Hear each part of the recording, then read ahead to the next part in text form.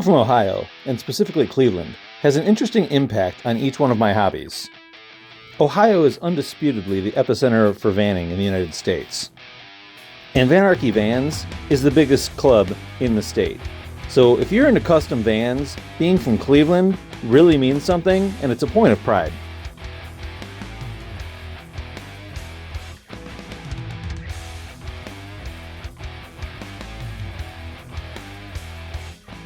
Now, when it comes to street racing and no-prep racing, Ohio has definitely started putting itself on the map.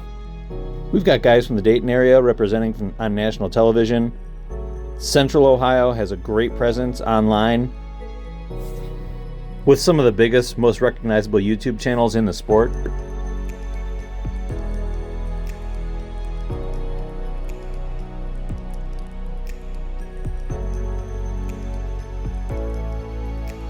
And the Canton area is always very well represented at any no-prep race or street race you attend. But even if the strength of Cleveland's street racing may be in the past, there's still a long list of good parts, suppliers, and engine shops in the area. For the most part. 501 Performance Perfect Converter Company is a great example of what is still available in Cleveland. You're hard-pressed to go to a race without seeing a t-shirt, banner, or stickers without these guys' names on it.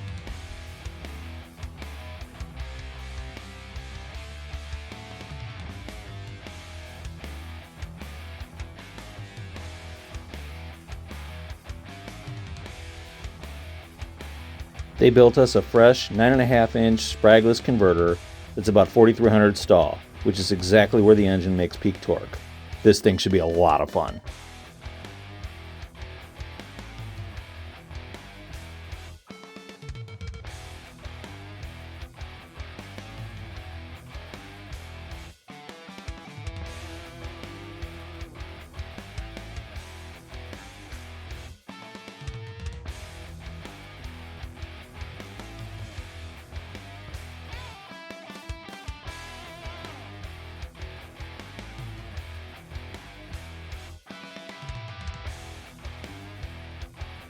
Since we're switching over to a reverse manual valve body in the trans, I had to switch out the gate that the shifter came with.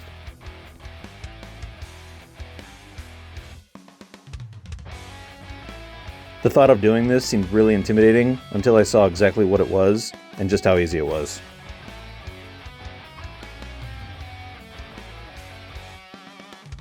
Other than just having all the data possible, the main reason for weighing the van was to be able to get good measurements and good weights so that I could contact Calvert and see what we need to do to get this thing to launch straight.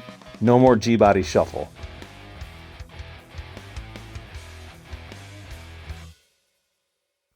The van has relocated leaf springs on a Dana 60 rear end and some fabricated traction bars, which work pretty good, but I just need to get this thing to launch straight. Mostly so my friends stop making fun of me. I'm not sure what the springs are out of and how good they are. I don't know what the shocks really are, and they're mounted vertically, which I'm thinking doesn't give it enough leverage to really control the spring. So I know we're going to add Caltrack bars, but I'm just not sure what we're doing with the rest of it yet. I don't know if we can get a split mono that will support the weight of the van. I don't know if we need to change the springs altogether, or just the shocks, or just the Caltracks, or the shackles.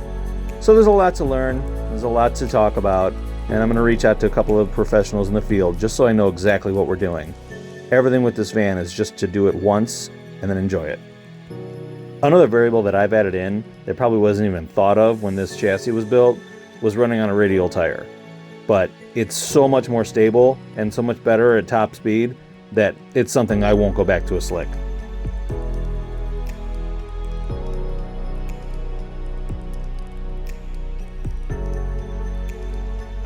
So let's get this thing weighed and start moving forward.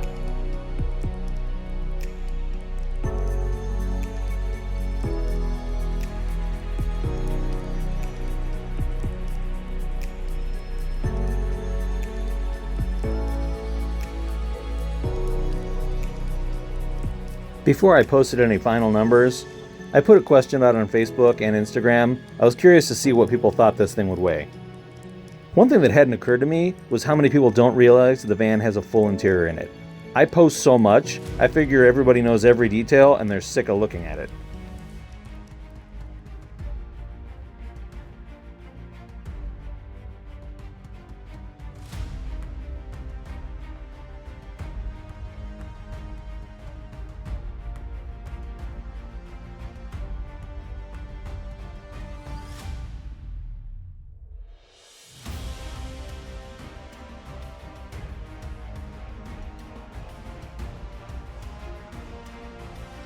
My guess all along, based on previous vans I've had, and the ET mile an hour calculator, was 4,600 pounds.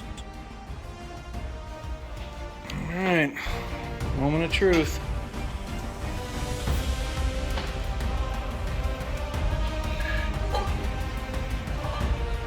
$45.64.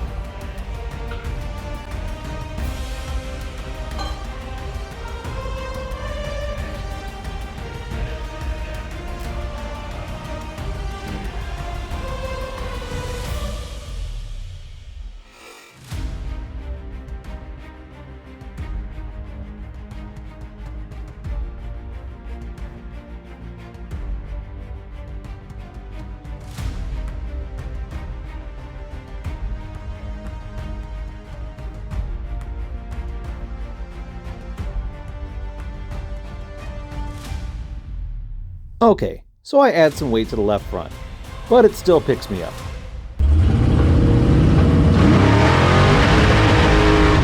So we've got our weights, we've got our measurements. It's time to call Calvert and see what we can do with this thing.